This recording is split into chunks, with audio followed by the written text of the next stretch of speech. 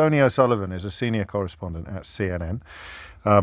He has had the dubious pleasure in recent weeks of interviewing Steve Bannon, spoken to the people of Greenland, who of course have now elected a centre-right party that was at the forefront of telling Donald Trump where to stick his plans to either annex or, steal the sovereign territory, the sovereign territory. And he has immersed himself in the January the 6th criminals who were released early from prison by President Trump, up to and including, of course, some who had attacked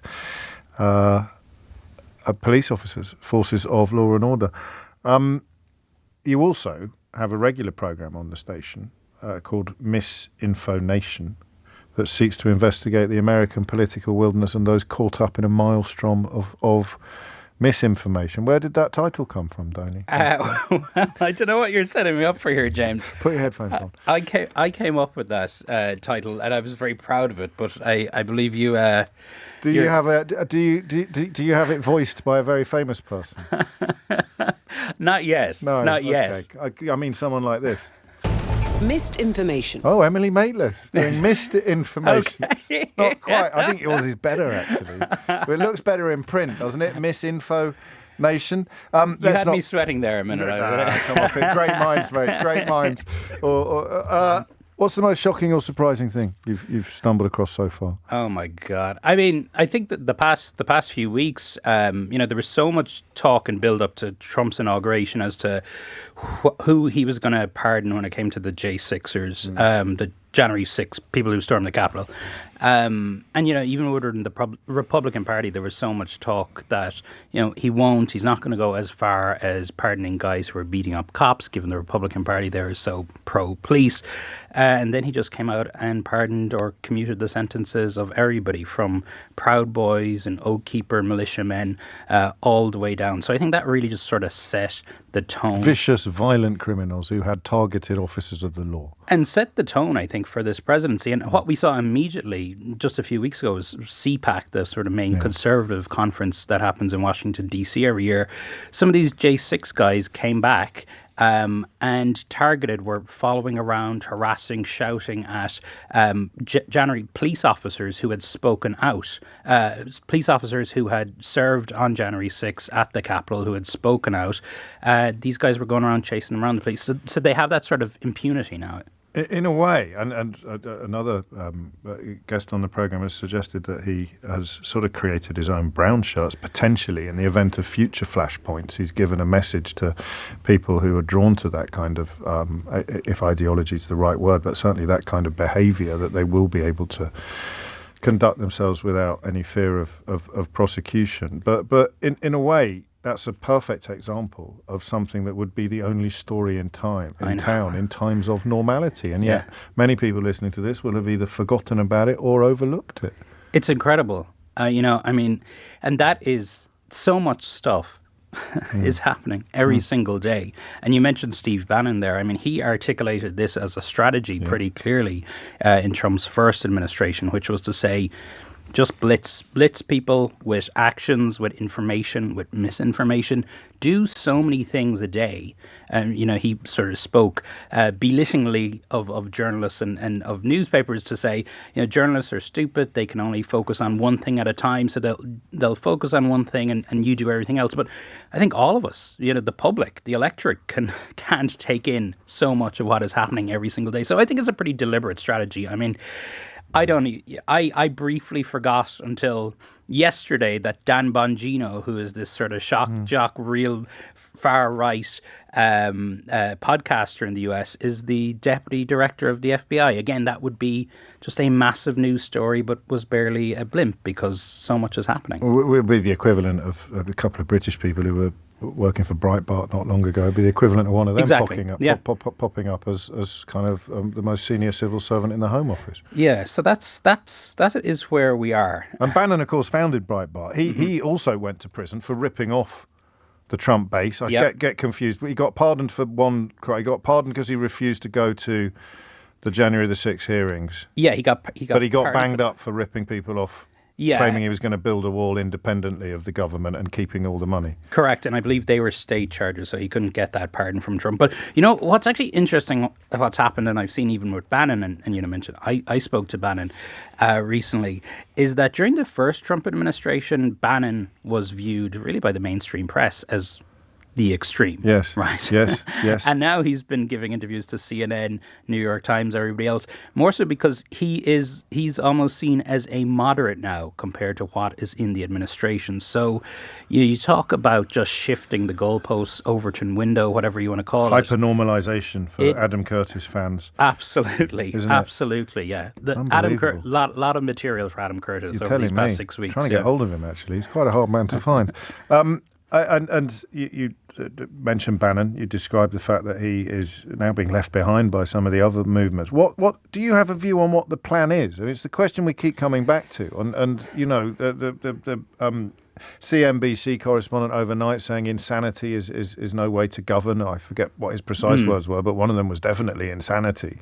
And disruption isn't a glitch; it's a feature. These are great glib lines. But is there an end game? Are you aware of an end game that they all have in sight? Insanity is not, I'm going to get this absolutely right, insanity is not a strategy, but it looks like one, doesn't it, from here? Well, I think that is the strategy, right? But why? Yeah, well, I think, look, he clearly wants to dismantle the federal. Look, here's what Trump has told and has convinced his base in the US and why he got elected. One is the federal government is too big. And look, parts of everything Trump says are accurate. Always, yeah. But it's the issue then that he goes too far, and it's how he executes it.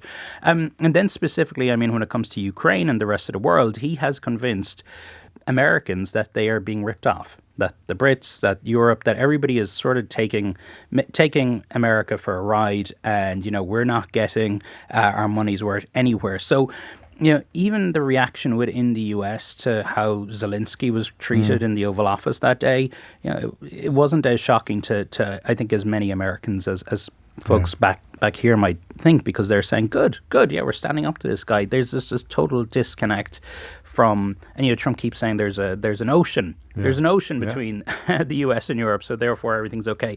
But I'm back to your original question. I think it's really difficult right now to see.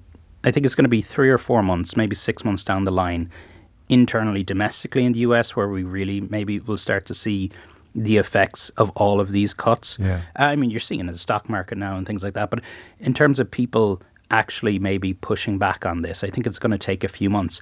Many people would say at that point it's too late. He's broken up things already. So to say, you know, cliche, but uncharted territory is certainly where we are. Is there any political resistance to speak of? That is the issue, right? Yeah. It's just shocking. It is shocking how bad the Democrats are at pulling together any form of opposition.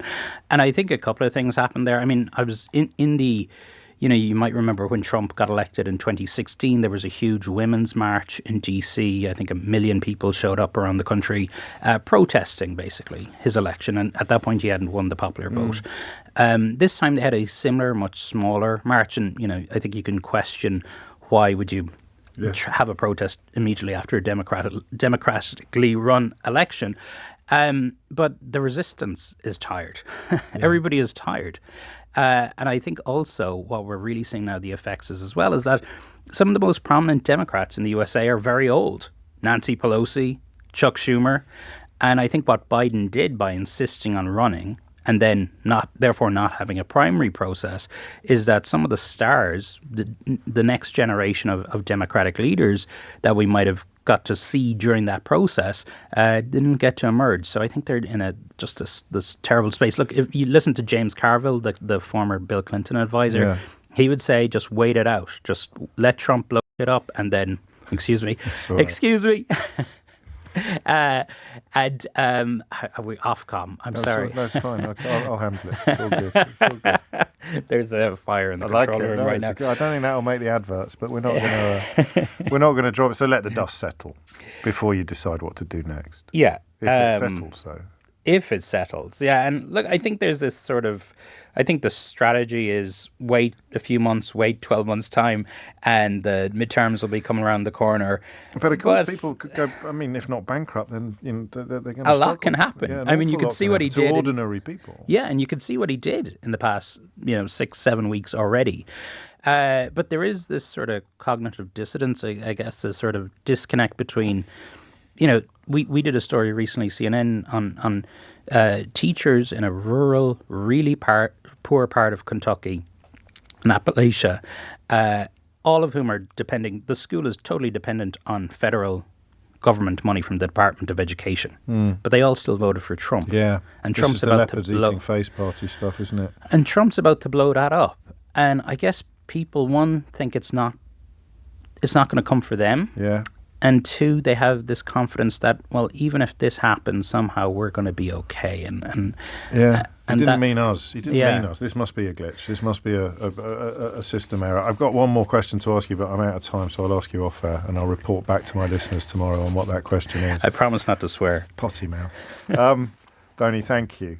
Donie O'Sullivan, senior correspondent at CNN, whose work comes highly recommended in the brilliantly named Misinformation, which currently lacks a tagline voiced by one of the greatest journalists in the country, but I'm sure we'll get one soon.